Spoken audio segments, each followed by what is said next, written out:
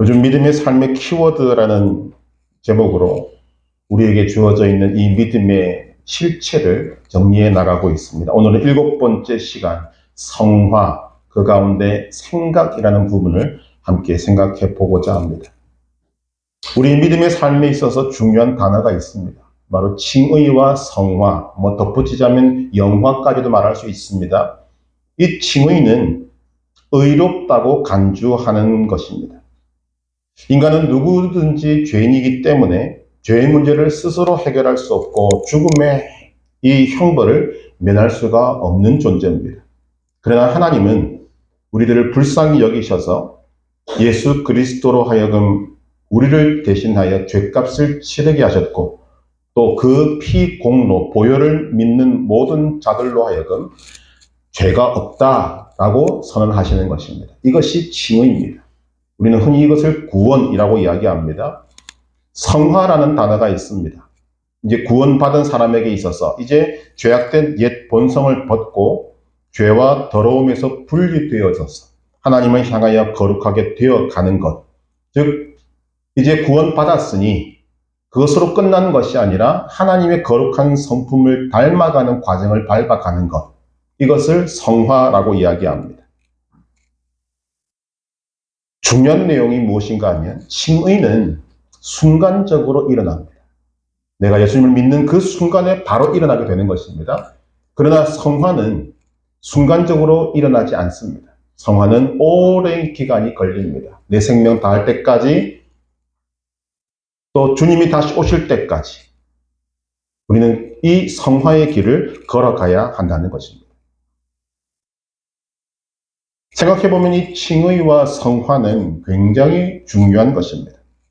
우리는 이것을 뭉뚱그려서 그냥 구원이라고 말하지만 그 내용을 하나하나 살펴보면 참 중요하게 이를 데가 없는 것입니다. 구원은 하나님의 은혜로 받는 것입니다. 전적인 하나님의 은혜입니다. 그렇다면 칭의와 성화도 전적으로 하나님의 은혜로 받는 것입니다.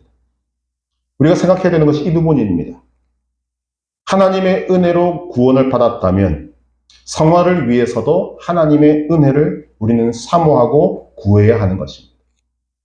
내 힘으로 할 수 있는 것이 아니기 때문에 나는 구원받았으니 이제 내 힘으로 한번 성화의 길을 달려보자. 절대로 불가능한 것입니다. 성화는 간단히 말하면 거룩하게 되어가는 것입니다. 성화는 나의 모든 것이 변하는 것입니다. 생각, 말, 표정, 태도, 자세, 행동 등 나의 전 인격이 거룩하게 변하는 것입니다. 목표가 주어집니다. 하나님은 우리에게 이 성화의 목표를 뚜렷하게 주셨습니다. 바로 그 목표가 무엇인가? 예수 그리스도입니다. 에베소서 4장 13절을 보면 말합니다. 우리가 다 하나님의 아들을 믿는 것과 아는 일에 하나가 되어 온전한 사람을 이루어 그리스도의 장성한 분량이 충만한 데까지 이르리니. 오늘 우리의 주어진 목표가 그냥 적당히 살라는 말씀이 아닙니다. 가장 최고로 높은 목표, 그리스도 예수의 장성한 분량이 미치는 데까지 예수 그리스도만큼 자라가야 한다는 것입니다. 우리의 모든 것이 그리스도의 장성한 분량이 충만한 데까지 이르는 것이 성화의 목표입니다. 모든 것이 변해야 합니다. 그러나 그 중에서 제일 먼저 변해야 할 것이 있다면 그것이 바로 생각입니다. 생각이 변해야 합니다. 생각의 성화가 이루어져야 한다는 말씀입니다. 오늘 우리는 세상에서 다양한 상황을 마주하게 됩니다. 그때 가장 먼저 부딪히는 부분이 우리의 생각입니다. 즉, 어떤 상황 속에서 우리에게 가장 먼저 활동하는 것이 무엇인가? 생각입니다. 그리고 그 생각 속에서 우리는 대부분 결정이 나고 마는 것입니다.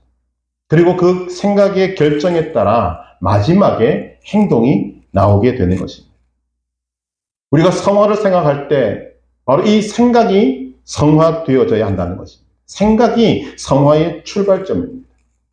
오늘 우리가 그 부분을 생각하고자 합니다. 오늘 우리는 이 생각의 성화를 이루어야 한다는 부분에 내용을 나누다 보면 많이들 공감하게 될 것이라고 생각합니다. 생각의 성화를 어떻게 이룰 것인가? 가장 먼저 우리가 해야 될 생각의 성화는 우리는 늘 구원을 생각해야 한다는 것입니다. 자, 우리는 지금 예수님을 믿고 따르고 있습니다. 하나님을 믿습니다. 예수님은 우리에게 가장 귀한 분이라고 고백하고 있습니다. 우리에게 예수님이 귀하신 이유가 무엇입니까? 우리에게 구원을 주셨기 때문입니다.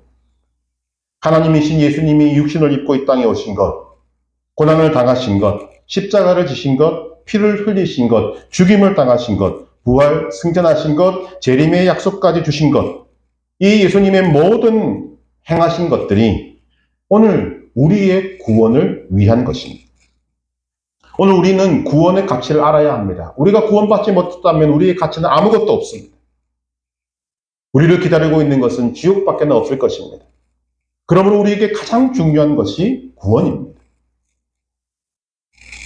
때문에 우리는 구원을 늘 생각하는 자가 되어야 합니다. 성경적 근거로 보면 이 구원을 늘 생각하는 자가 그리스도인이다라고 말할 수 있을 것입니다. 구원의 가치를 알고 구원의 의미를 알고 이것을 늘 생각해야만 합니다. 왜냐하면 구원으로부터 새로운 삶이, 성화가 시작되기 때문입니다.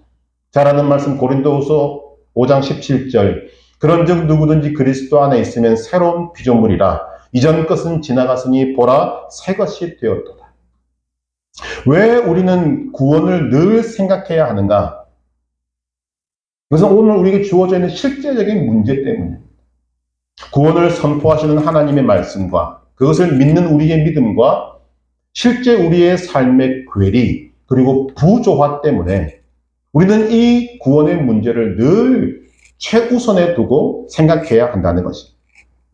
예수님을 구원자와 주로 믿으면 멸망하지 않고 지옥에 가지 않고 영생을 얻고 천국에 간다는 것이 하나님의 말씀입니다.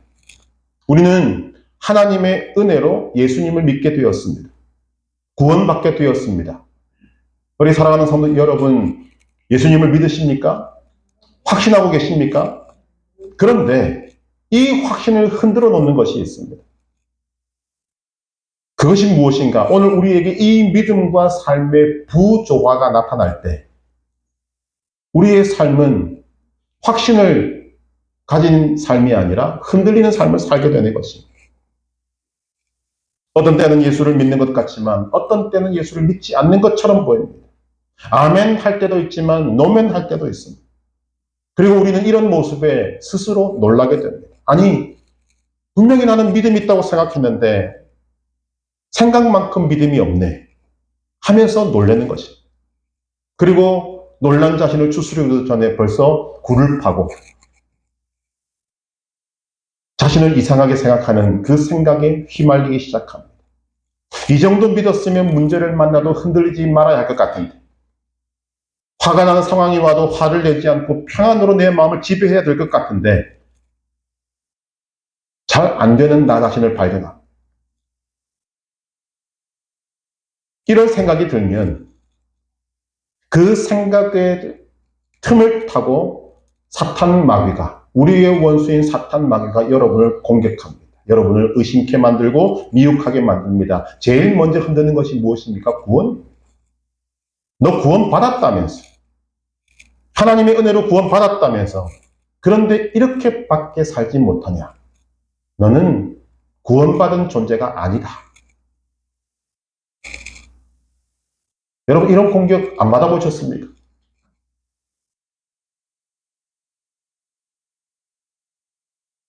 이런 공격에 미혹당하지 않기 위해서 우리에게 필요한 것이 무엇인가? 구원의 확신입니다. 우리가 잊지 말아야 할 것이 있습니다. 구원은 순간적으로 옵니다. 순간적으로 오기 때문에 우리는 이것을 믿지 못할 때가 참 많이 있습니다. 성화는 평생입니다. 그 성화의 빈틈을 비집고 생각의 빈틈을 비집고 사탄 마귀는 우리의 구원의 문제까지도 파고 들어오는 것입니다. 흔들어 놓고 있는 것입니다. 이것이 미혹입니다. 우리는 예수님을 믿는 그 순간에 구원받습니다. 칭의를 받는다는 거죠. 죄가 없다는 말씀이 아닙니다. 죄가 있음에도 불구하고 하나님께서 예수 그리스도의 보혈로 인해서 우리를 의롭다고 그냥 칭해버리는 겁니다. 그리고 우리를 성화의 길로 인도하십니다. 자, 여기서 이제 충돌이 일어나게 되는 것입니다. 성화는 거룩해져 가는 것인데, 죽을 때까지, 주님 다시 오실 때까지 거룩해져 가는 것이 성화인데, 그런데 오늘 내가 말씀대로 살지 못했다, 내 속에서 나는 못해, 나는 안 돼 라고 생각하고 있다면, 그것은 여러분들에게 지금 잘못된 생각이 주어지는 것입니다. 여러분, 우리는 믿음에 있어서 성숙한 사람들이 아닙니다. 성숙해지기 위해서 달려가고 있는 사람들입니다. 우리는 이 위치를 분명히 알아야 합니다. 우리는 완전한 사람이 아닙니다. 하나님께서 우리에게 이루지 못할 것 같지만 우리에게 온전함을 주시기 위해서 그 온전함의 길을 달려가고 있는 사람들에 불과합니다. 우리는 그리스도의 장성한 분량에 미친 사람이 아니라 그곳에 가기 위해서 오늘도 열심히 달려가는 사람들일 뿐입니다. 그런 상황 가운데 있는 나를 모르고 내가 오늘 믿음대로 살지 못했다고 우리는 너무 쉽게 쓰러지고 너무 쉽게 무너지고 너무 쉽게 사탄 마귀의 공격에 정신을 못 차리는 것입니다. 우리가 생각의 성화를 이루어야 될 중요한 이유가 바로 여기에 있습니다. 이런 빈틈을 마귀는 절대로 놓치지 않습니다. 여러분이 믿음대로 살지 못할 때, 여러분이 하나님의 은혜로 살지 못할 때 틀림없이 여러분들의 삶에, 여러분의 생각 속에 마귀의 유혹의 소리가 들려옵니다. 그 생각을 이기는 것이 성화입니다. 우리가 좀 뒤집어서 생각해보면 하나님의 말씀과 믿음, 그리고 나의 삶의 부조화를 내가 알아채고 있다는 것은 좋은 현상일 수 있습니다. 아, 내가 지금 말씀대로 살고 있지 못하구나. 내 믿음의 분량만큼 살고 있지 못하구나라는 것을 아는 것은 굉장히 좋은 현상일 수 있습니다. 왜? 알고 있다는 것입니다. 알고 있다는 이유가 무엇인가? 내가 구원받았다는 것을 전제로 하고 있는 일이고, 구원받은 사람은 어떻게 살아야 한다는 것을 내가 알고 있다는 것을 지금 나타내고 있는 것입니다. 그렇다면 우리를 공격하고 너는 안 돼, 너는 못해라고 말하는 이런 사탄의 생각의 공격을 물리치고 믿는 자로서, 구원받은 자로서 해야 할 일을 하면 되는 것입니다. 어떻게 하면 됩니까? 하나님 앞에 나와서 고백하는 것입니다. 하나님, 믿음대로 살지 못했습니다. 말씀대로 살지 못했습니다. 그러나 제가 애를 쓰고 있다는 걸 알고 계시지 않습니까? 그런데 연약해서 못 살고 있습니다. 주님, 용서하시고 다시 살아갈 수 있도록 힘을 넣어주십시오. 이게 구원받은 자로서의 삶입니다. 그러기 위해서 우리에게 필요한 것이 무엇인가? 구원의 확신이라는 것. 구원이 확실하면 거룩해지는 성화는 우리의 삶에 이루어질 수밖에 없습니다. 왜냐하면 하나님께서 이 성화의 삶을 살도록 하기 위해서 우리의 생명을 붙들고 있고 성화의 길을 가도록 인도하시기 때문입니다. 성화의 시간을 주고 계시다는 거죠. 오늘 우리가 구원받은 이후에 삶을 살고 있다면 하나님께서 여러분들에게 성화할 시간을 주고 계신 것입니다. 그 가운데 하나님의 인도와 보호하심이 있다는 것을 우리는 믿어야 합니다. 정말 구원이 목표라면, 천국만이 목표라면 우리는 예수님을 믿는 그 순간에 바로 하늘나라로 가야 합니다. 그런데 하나님은 그렇게 하시지 않습니다. 이 땅에 두신 이유, 구원받은 이후에도 이 땅에서 이 힘든 삶을 살게 하신 이유, 이 땅에서 너희가 거룩할 시간을 내가 허락한다. 이것도 하나님의 은혜라는 것입니다. 예수님과 함께 십자가에 못 박힌 한편 강도, 예수님의 은혜로 그는 구원을 받았습니다만 그는 성화는 시작도 못했습니다. 그러나 구원 받았지 않습니까? 그가 천국에서 얼마나 기뻐하겠습니까? 나는 구원받았다. 그러나 아쉬움도 있을 것입니다. 성화의 훈련을 못 받았기 때문에.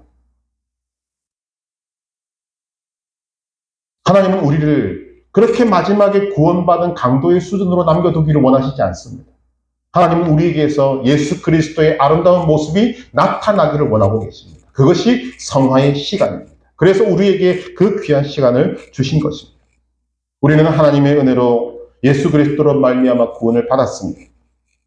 구원에 대한 감사와 기쁨이 있어야 합니다. 그 전에 구원의 확신이 있어야 합니다. 구원을 생각하는 것이 무엇인가? 그리고 구원을 생각하는 것이 얼마나 중요한 것인가를 가장 잘 보여주는 사람이 저는 사도 바울이라고 생각합니다.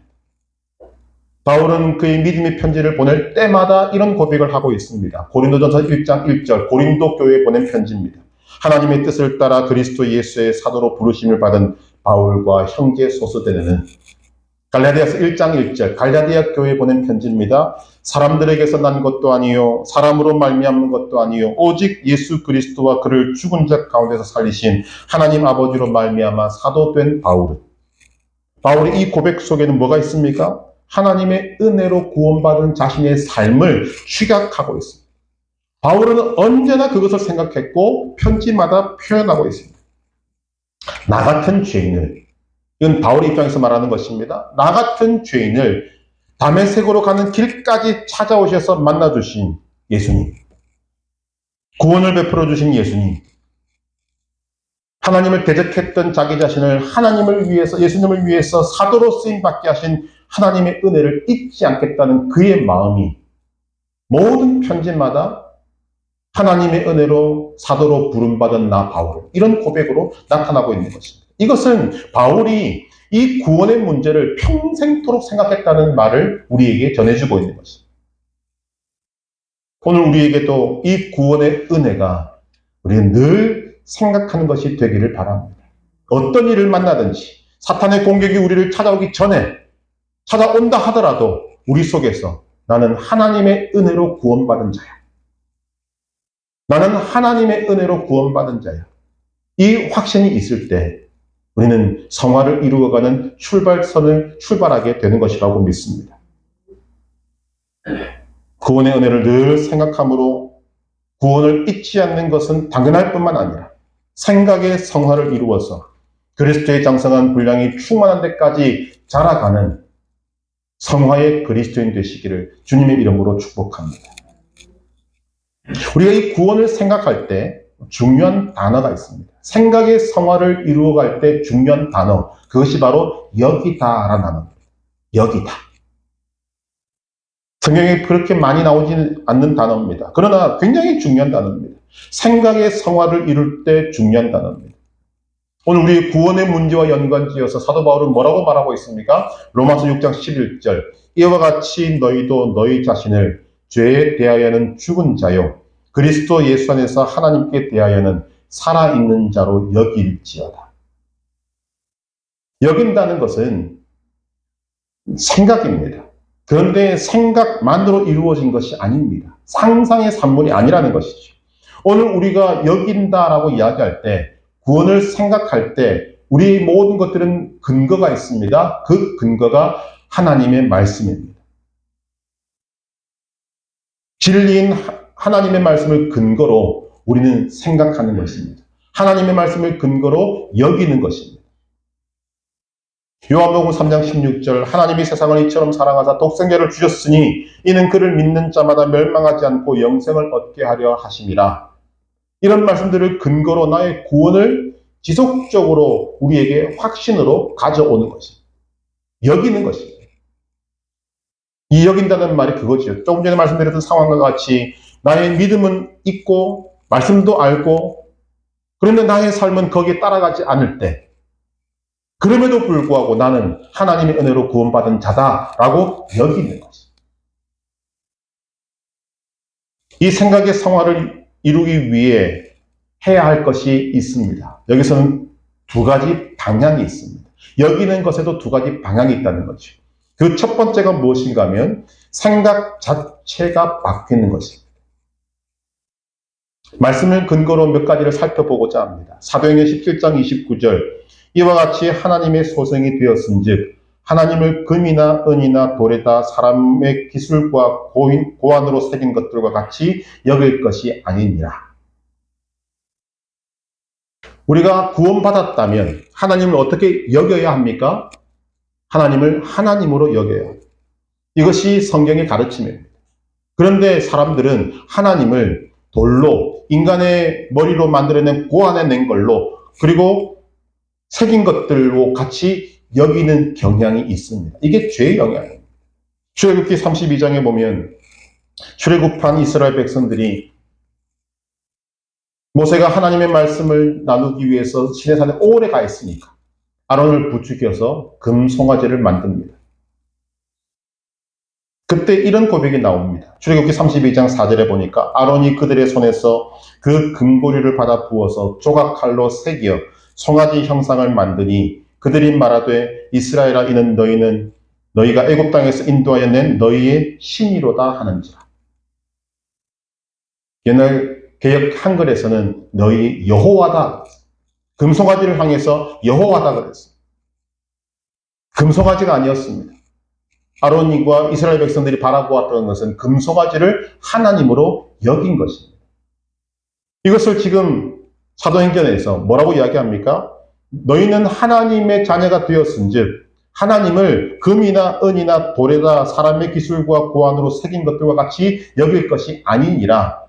하나님을 하나님으로 인정하라는 것입니다. 사람이 생각으로 만들어낸 것이 아니고 사람이 새긴 물건이 아니고 하나님은 하나님이시다. 우리는 살아계신 하나님을 믿습니다. 하나님은 스스로 계시는 유일한 분이십니다. 이 생각의 성화를 이룬 사람은 예수님을 4대 성인 중에 한 명이라고 절대로 할 수 없는 것입니다. 하나님을 향한 생각 자체가 바뀌는 것입니다. 이것이 생각의 성화입니다. 하나님은 여러분들에게 어떤 존재이십니까? 여러분 그 고백을 하나님 앞에 드리시기를 바랍니다. 하나님이 그 고백을 얼마나 기뻐하시는지 모릅니다. 하나님을 하나님으로 인정하고 하나님은 정말 유일하신 신이십니다. 전지전능하신 하나님이십니다. 스스로 계신 분이심을 내가 확신합니다. 이런 하나님의 존재를 인정할 때 여러분들의 생각의 성화가 이루어져 가게 되는 것입니다. 생각 자체가 바뀌는 것의 또 하나의 예는 이사야 32장 15절입니다. 마침내 위에서부터 영을 우리에게 부어주시리니 광야가 아름다운 밭이 되며 아름다운 밭을 숲으로 여기게 되리라. 무슨 말인가 하면 구원을 받으면 세상을 보는 눈이 달라진다는 것입니다. 구원을 받으면 하나님의 영이 우리에게 임하기 때문에 하나님의 눈으로 세상을 바라보게 됩니다. 대표적인 예가 오늘 이 말씀입니다. 자, 여러분 광야는 우리가 이스라엘 백성들을 통해서 보았듯이 힘든 곳입니다. 고생하는 곳입니다. 고난을 상징하는 곳입니다. 그런데 하나님의 영이 임하면 즉 구원받은 백성에게 어떤 은혜가 주어지는가? 그 광야를 아름다운 밭으로 여기게 된다는 것입니다. 뭐가 바뀌었습니까? 광야가 바뀐 것이 아닙니다. 생각이 바뀌었습니다. 더 나아가서 광야가 아름다운 밭으로 여겨지고 아름다운 밭은 숲으로 여겨진다. 이것이 하나님의 말씀입니다. 이것이 여러분 뭐죠? 이게 기적입니다. 우리가 생각의 성화를 이루어내면 우리에게 생각의 기적이 일어나게 되는 것입니다. 여기서부터 성화가 시작되는 것입니다. 자, 어떻게 광야를 아름다운 밭으로, 아름다운 밭을 숲으로 여길 수 있습니까? 이유는 간단합니다. 광야가 무엇인지를 알기 때문입니다. 우리가 구원받기 전에는 광야는 광야일 뿐입니다. 광야는 고난일 뿐입니다. 그러나 구원받고 나니 하나님의 은혜를 알고 나니 광야가 광야로 끝나지 않는다는 것을 알게 됩니다. 이것이 은혜입니다. 광야는 훈련이고 광야의 결과는 우리가 생각할 수 없을 만큼 아름다운 곳으로 끝난다는 것을 알기 때문입니다. 이것이 생각의 성화입니다.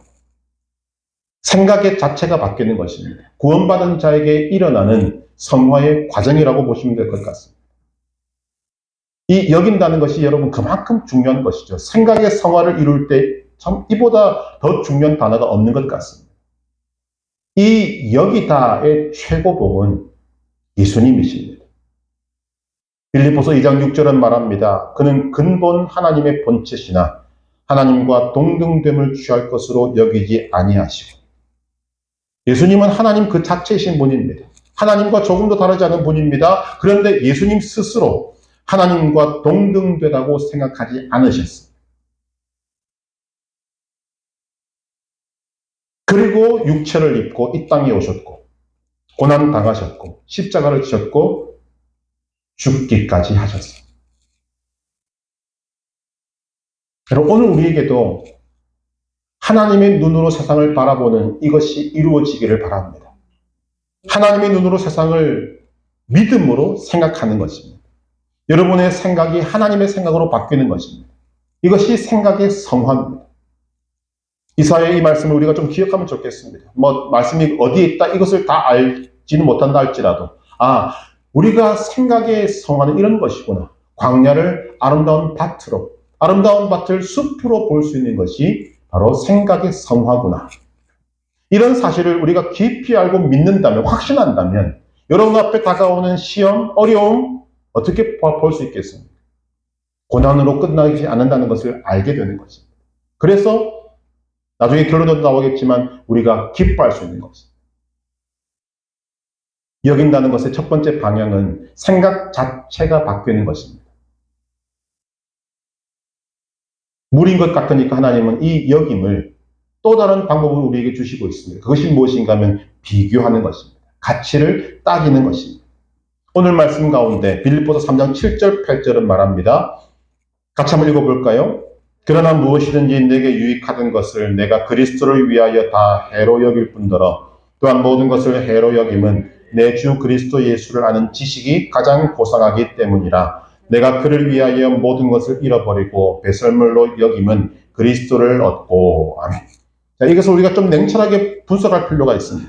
자, 바울이 예수님을 만나기 전에 자신의 인생에 유익하다고 생각했던 것이 있었습니다. 그것이 무엇입니까? 4절에서 6절에 나오는 것입니다. 그러나 나도 육체를 신뢰할 만하며 만일 누구든지 다른 이가 육체를 신뢰할 것이 있는 줄로 생각하면 나는 더욱 그러하니 나옵니다. 나는 8일 만에 할례를 받고 이스라엘 족속이요 베냐민 지파요 히브리인 중에 히브리인이요 율법으로는 바리새인이요 열심으로는 교회를 박해하고 율법의 의로는 흠이 없는 자.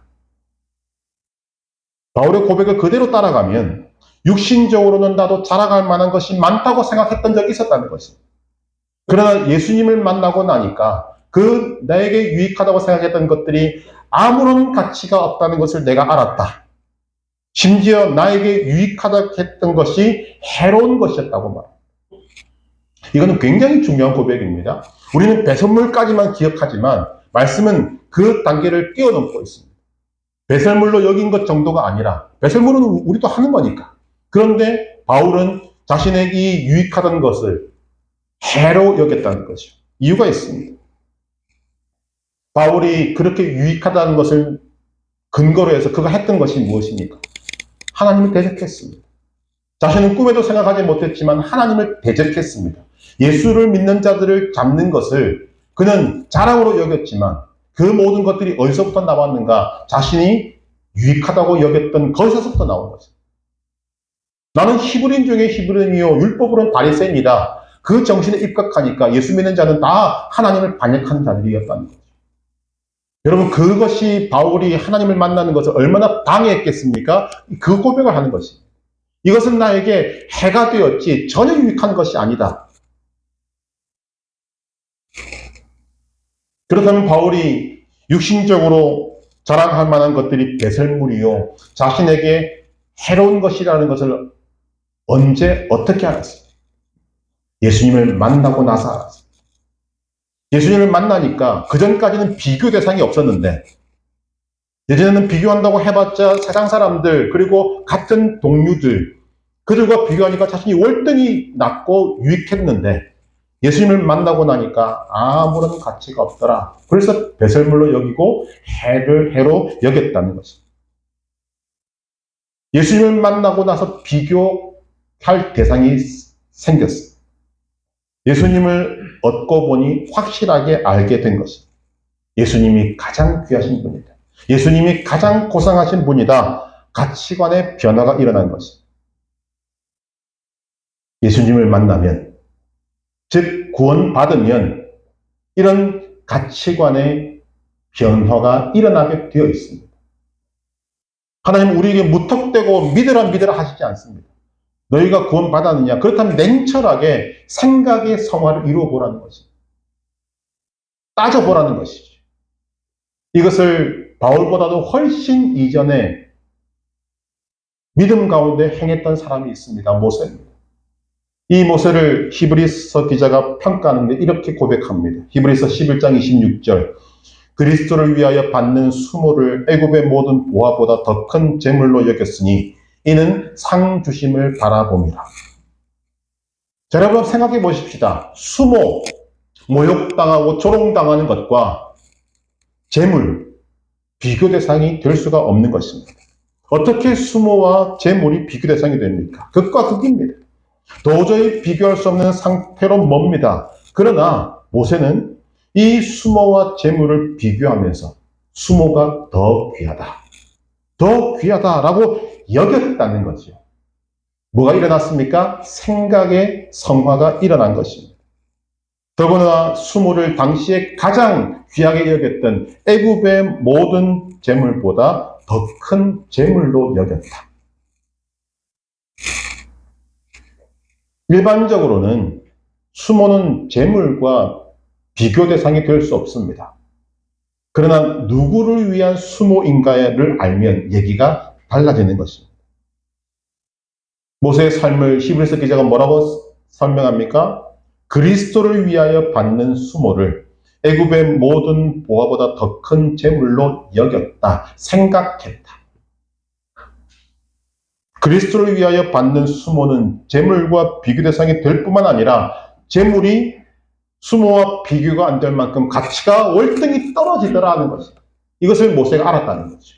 그래서 그는 수모를 받는 길을 걸어가게 되었다는 것입니다. 오늘 우리가 왜 믿음의 길을 가지 못하는가? 이걸 안 하기 때문입니다. 생각을 안 하기 때문입니다. 하나님 앞에서 정말 이것이 귀한 것인지 아닌지를 우리가 판단하지 못하기 때문입니다.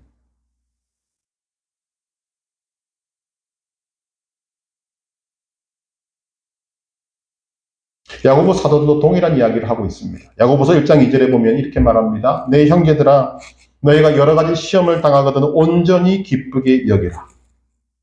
여러분 하나님을 믿지 않은 사람들에게 이런 이야기를 하면 저는 정신나간 사람 취급을 받을 것입니다. 시험을 당하는데 기뻐하라? 이건 미친 사람이나 할 수 있는 내용입니다. 왜냐하면 시험은 우리를 힘들게 하고 아프게 하고 나락으로 떨어지게 만들고 굴하게 만들고 부정적인 생각으로 가득 차게 만드는 것입니다. 그러나 여러 가지 시험을 당할 때 간단히 기도한다면 여러분은 성화의 과정 속에 있는 것입니다. 시험을 만날 때 죽겠다 하지 않고 기도하는 사람은 성화를 밟고 있는 사람입니다.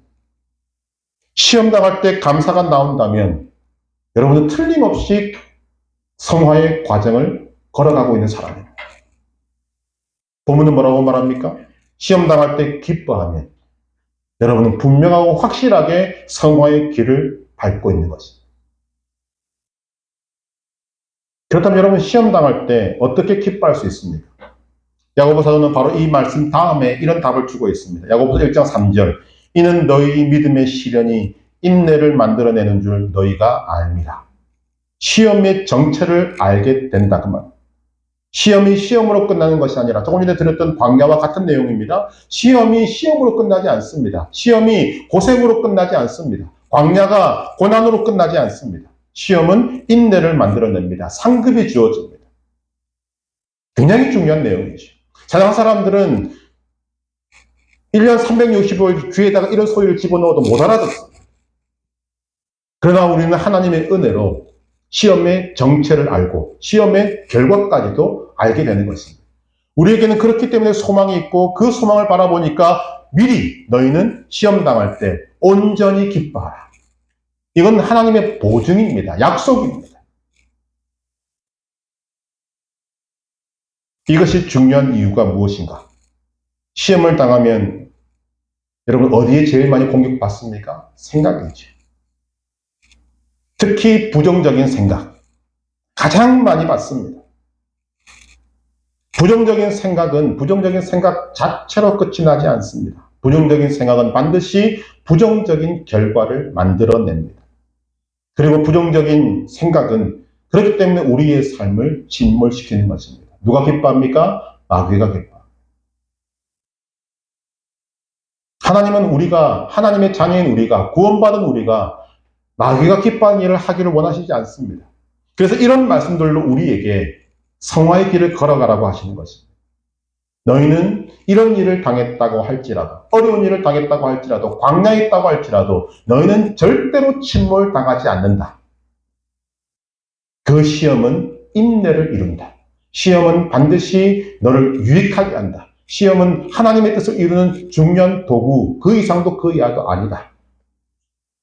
이것을 우리에게 알려주시는 것입니다. 그렇기 때문에 이런 것들을 종합해서 너희가 생각하고 그 생각의 결론을 뭐로 잡으라? 기뻐하라. 생각의 성화를 이루어야 될 이유가 충분하지 않습니까? 시험 당할 때 찾아오는 부정적인 생각을 주의 이름으로 물리치시기를 바랍니다. 던져버리시기를 바랍니다. 오히려 시험의 정체를 알고 기뻐하는 것이 승리하는 길입니다. 생각의 성화를 이루어야 이 일이 가능한 것입니다. 우리가 잘 아는 말씀이 있지 않습니까? 욥기 23장 10절. 그러나 내가 가는 길을 그가 아시나니 그가 나를 단련하신 후에는 내가 순금같이 되어 나오리라. 이게 다 믿음의 고백 아닙니까? 우리가 욥하면 고난이라고 말하는데 그는 그 고난 속에서 뭐 하고 있습니까? 내가 순금같이 나올 그 모습을 그려보고 있습니다. 이게 생각의 성화, 그 내용인 것입니다. 이를 보면 언급했던 모세도, 욥도, 야고보 사도도, 사도 바울도 생각의 성화를 이루어가는 사람임을 알 수 있습니다. 이런 사람들의 특징이 무엇입니까? 어떤 상황 속에서도 흔들리지 않는다는 것입니다.